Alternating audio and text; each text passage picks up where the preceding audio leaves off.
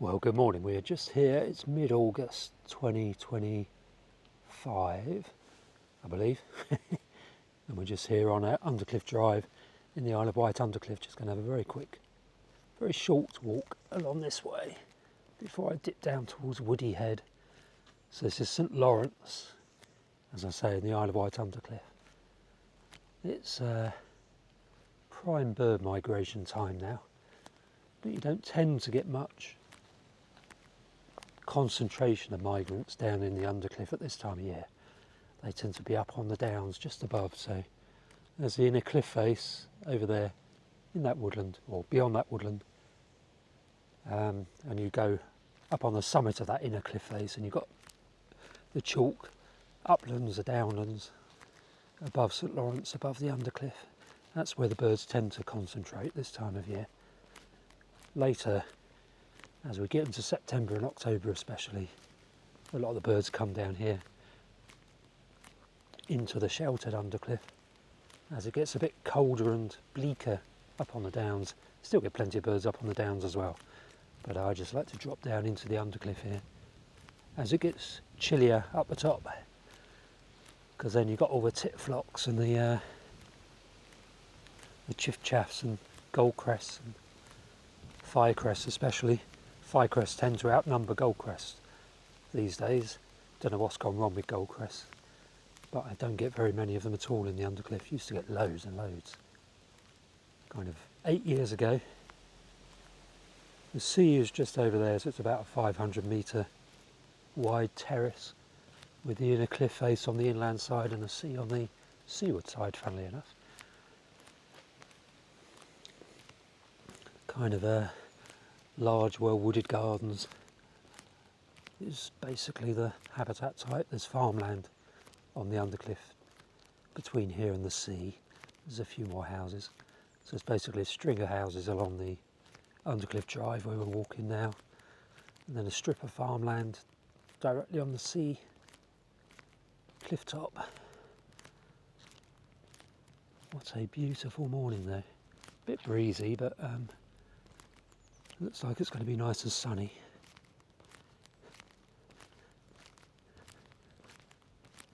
Potentially quite warm as well, with any luck.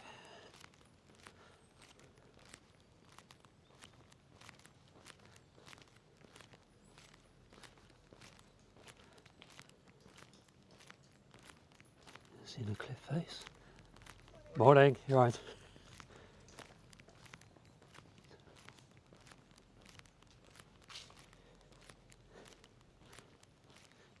Don't often see people walking along here.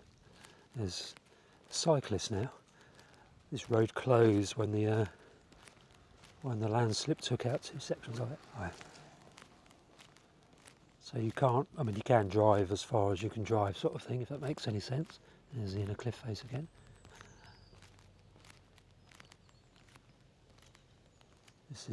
Always looks to me like classic Benelli's warbler or greenish warbler habitat. Just encounter one singing in here one of these days in August, September. This time of year for a greenish warbler. This time of year for a Benelli's, to be honest. Still hasn't happened, but it will one of these days.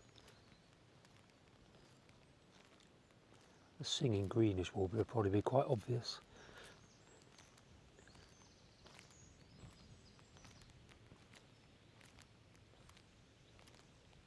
Maybe you'll hear it on the recording when I don't, so listen intently to anything in the background, singing or calling. There's the cliff face again.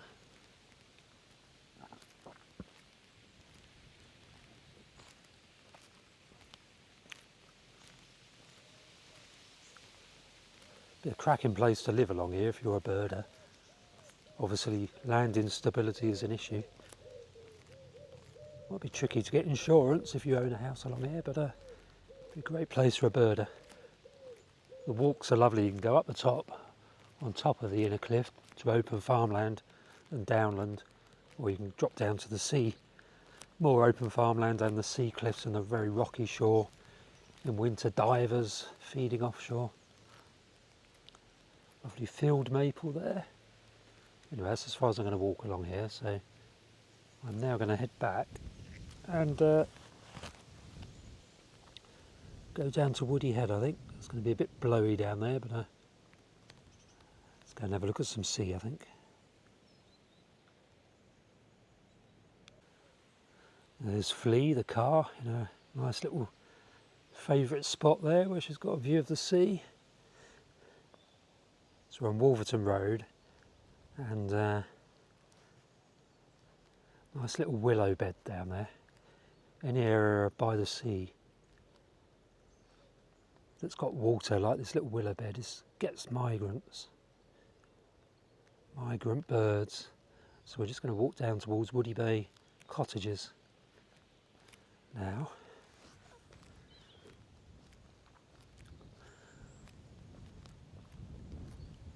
I'm not going to say very much because I'm listening for birds calling. This is my little bird watching walk with the added bonus of me doing a video for it for you lot. Tell me in the comment section if you've been here to St Lawrence on the Isle of Wight and to down to Woody Bay especially. Gorgeous little spot down there. What is the time, by the way? I need to make sure I get back to the bay for 8:30. 7:55 in the morning now. What I'm also going to do is to set the alarm earlier. Well, I don't set the alarm at all, I just wake up and then drift off to sleep again. I'm going to try and set it earlier so I get up a bit earlier and have longer filming. Any bugs on the thingy? Can't remember what this stuff's called. Tell me in the comments section what this is. Pretty sure it's going to make myself sound silly now. Is it the oh, what's that big butterfly? Swallowtail. It's not a food planter's swallowtail, is it? I think that might be completely wrong. I know it's not the only food plant. Out on the marshes in Norfolk they have the proper food plant, which I can't remember what it is. I'm pretty sure that might be is it fennel? That's what it is. Is fennel a food plant of somebody do a Google search whilst you still can. It will be a ChatGPT search soon when Google goes and changes, when search changes. But yeah, do one. Fennel. Is it a swallowtail food plant? Is it one of its options? Oh, there's a herring gull sat out on the grass over there. Don't often see herring gulls on the ground in this grassy area. It's amazing what is notable. There's a blooming raven with it as well. Is that a raven? Let's look through bins.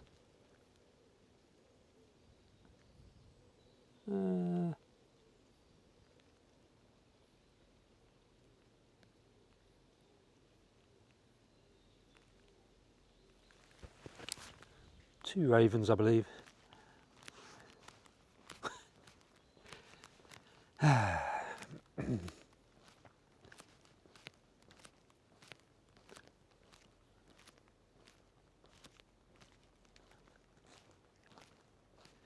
Could probably have flown the drone this morning. It's nice and sheltered down here. It is a north easterly, so it would be sheltered in the Undercliff. It's one of the Undercliff's very few oak trees just in this garden. There's a group of, it's at least 2 together, very small. So I always check those when I'm down here for wood warbler at the right time of year. Migrant wood warbler.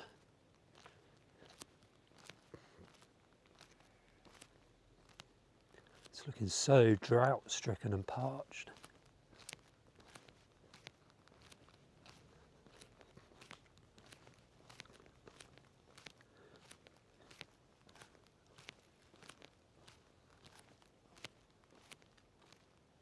I think I'm just going to walk along and look into Woody Bay from the west end rather than go up on Woody Head today. There is another video which I'll try to remember to link to. Well, I've got some drone shots of Woody Bay from Woody Head, so this time we'll go to the other end. That's odd. What's up with the gate?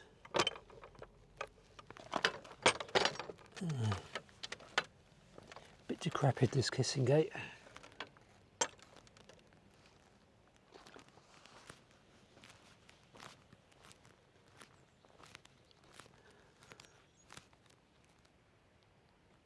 So when there are migrants about in the Undercliff, this little walled garden is superb for spotted flycatchers and philosks, willow warblers earlier on, and chiffchaffs. Oh, a lot of sparrows. It's brilliant to see the sparrow colony still here. I think they're nesting in the buildings just the other side of this wall. Yeah, I think it's the only house sparrow colony in St Lawrence.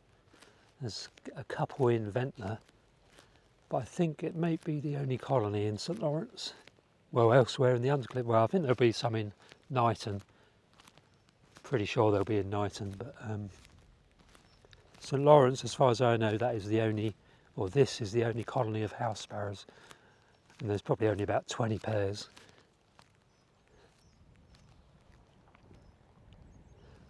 A friend did ask me, and I need to reply to his message, if it's worth putting swift nest boxes up in St Lawrence, in this kind of area. I'm not sure, to be honest. I don't think there's any history of swifts nesting in St Lawrence. Another odd thing, so swifts nest in Ventnor, but they don't nest in St Lawrence, even though there's loads and loads of suitable habitat already, nesting habitat for swifts in St Lawrence. Same as starlings. You don't get starlings other than in autumn migrating through in small numbers. You don't get them in the Undercliff at all. They're not in Ventnor, they're not around St Lawrence. None of this pasture gets starlings on it. Goes slightly inland and there are starlings, but not here. Very odd.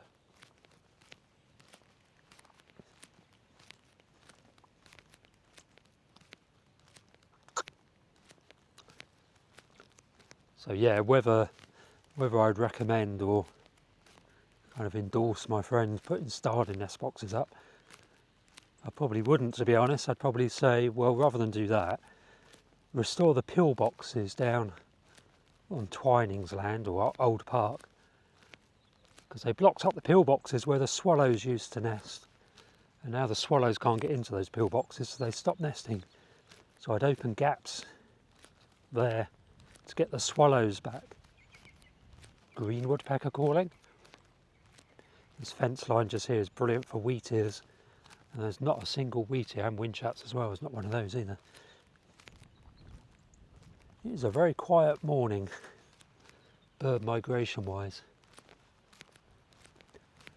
but it is an absolutely gorgeous morning, weather wise. Surprised actually, there's a little bit of cloud above. Surprised there aren't a few migrants knocking about.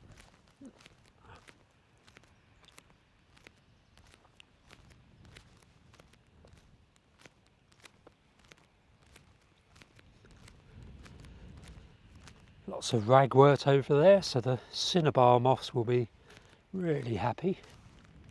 Ragwort is superb. I know people don't like it because there's a lot of misinformation about it being bad. Oh, I think I might have just had a wheat ear over there. Can't see anything now though.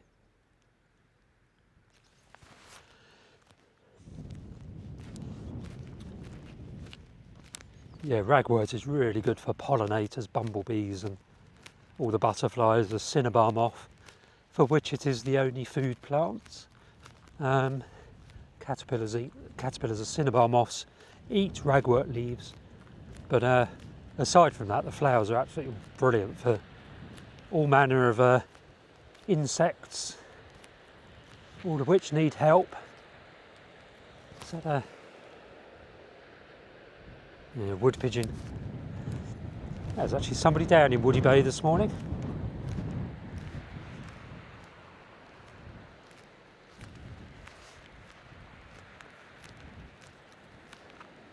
I never go down there, I don't know why.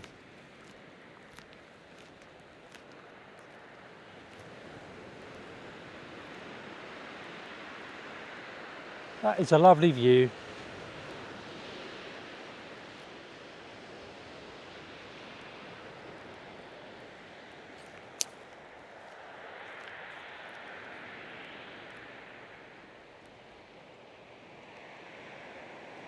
Looking west towards Ventnor radar station along that way.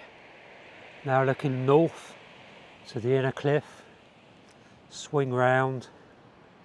Now looking west.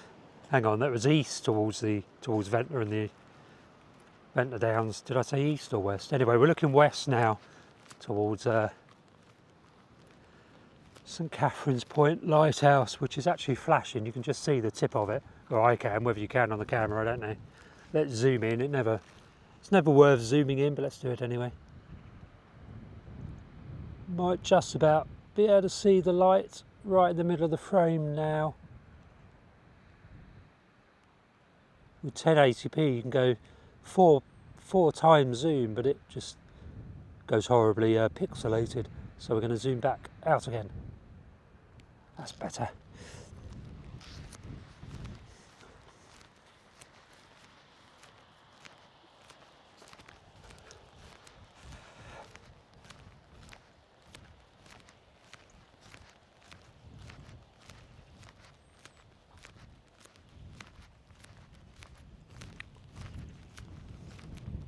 So later this week I'm back in Dorset, and then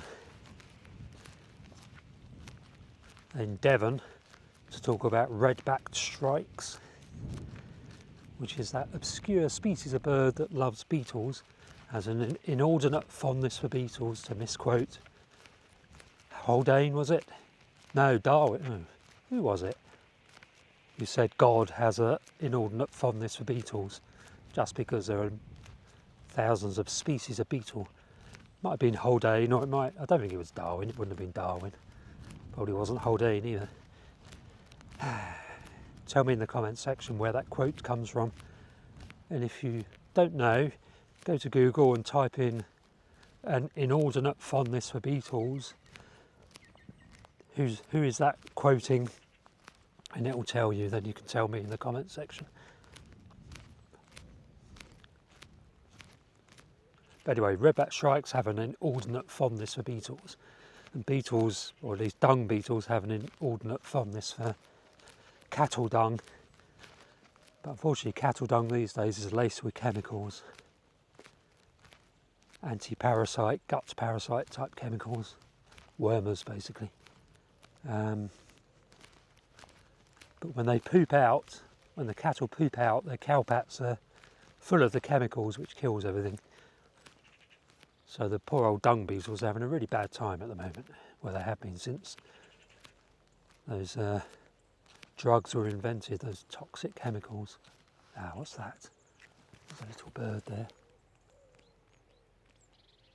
It's a blue tip.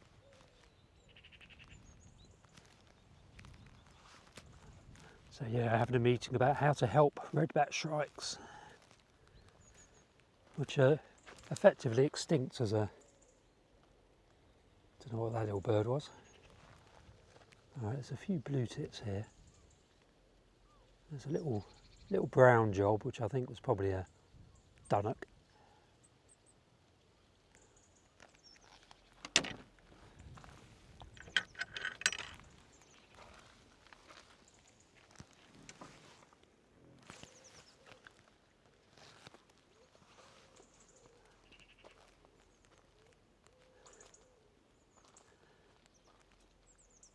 A whole load of blue tits.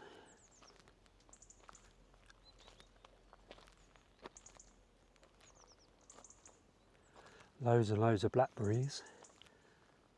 So, yeah. Oh, what was that? That's probably a great tit.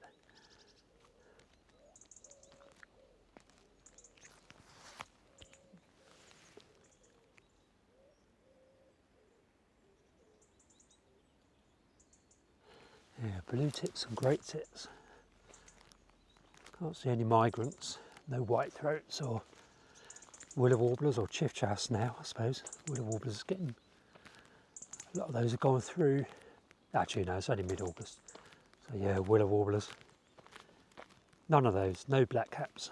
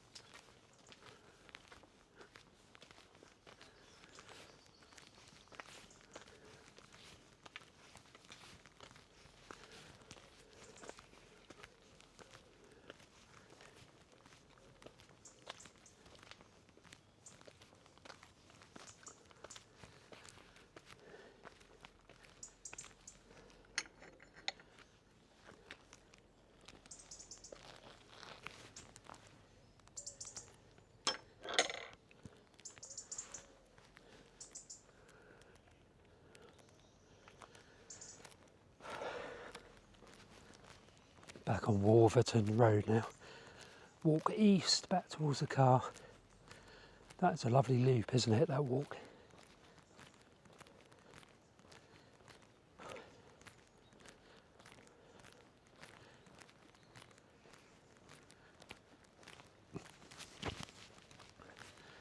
Do please subscribe to the channel if you've not already done so. And thank you for the people who have recently bought me some coffees on buymeacoffee.com. Really helps, because when I go and edit my videos in the cafe, I obviously have to buy coffees. So you're helping me, you're helping my channel by making donations on buymeacoffee.com. There's a link to that in the description below this video. But thank you for recent supporters. You are stars. And another really good way to support this channel is to just watch more of the videos. Watch time is really important for getting the channel kind of promoted. The longer you guys watch my videos, the more YouTube promotes them and the more people discover the channel. It's a lovely robin singing there. Green woodpecker as well in the background.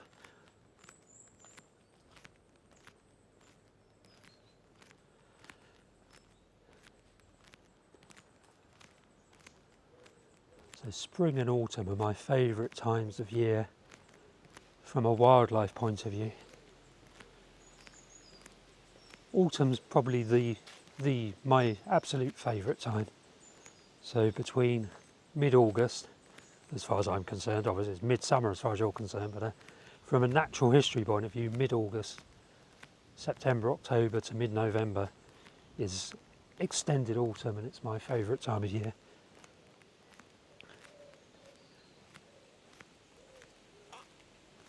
And then kind of the last week in February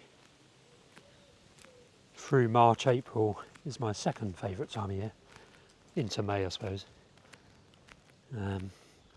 That's when the bird migration is started up again, going in reverse. Now everyone's heading back south towards Africa. I just love the autumn colour as well, and just the smells and the different bird songs, the way the robins change their song tones and pitches from very urgent and kind of strident, I suppose, in early summer when they're defending territories, to now when it's softened, the tone of their song has softened. I suppose the testosterone is reducing. They're not in the breeding season anymore, so they settle down. the urgency is reduced, and they're just singing on territory just to remind everyone else that they're still on territory. They're not breeding anymore, they're not defending their territory as such, although they still are. And they're probably telling their kids to get out of the territory, time to move on, and telling any other kids from neighbouring territories that this is a territory that's held by a adult pair, so keep out. And then one of the adult pair gets eaten by a sparrowhawk, and one of the juveniles from elsewhere takes over the territory and hooks up with the remaining adult, and so it continues.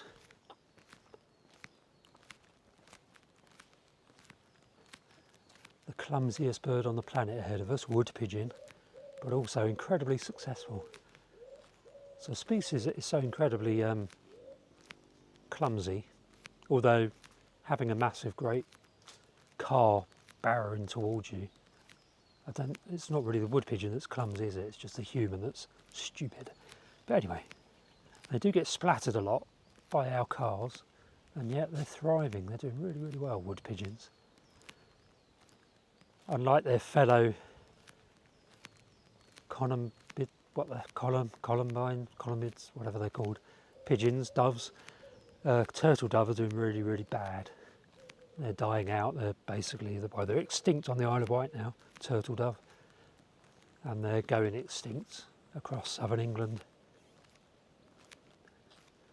Hopefully they can be saved, but it's not looking good at the moment. On that gloomy note, we are back at Flea, my car.